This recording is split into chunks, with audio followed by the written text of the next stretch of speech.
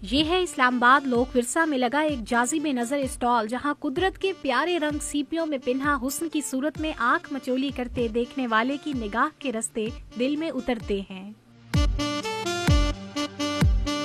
यहाँ सीपियों से बने जगमगाते शीशे और मकरामे से लुक्का छुपी खेलती हुई हवा सूरज की किरणों के संग जब लड़ियों से उलझकर किसी साज से निकलती दिलकश आवाज बनकर उभरती है तो बहुत भली मालूम होती है। मैं यहाँ पे शीशल की चीज़ें बनाता हूँ और लोग यहाँ पे आते हैं और उनको ये चीज़ें देख के बहुत खुशी होती है।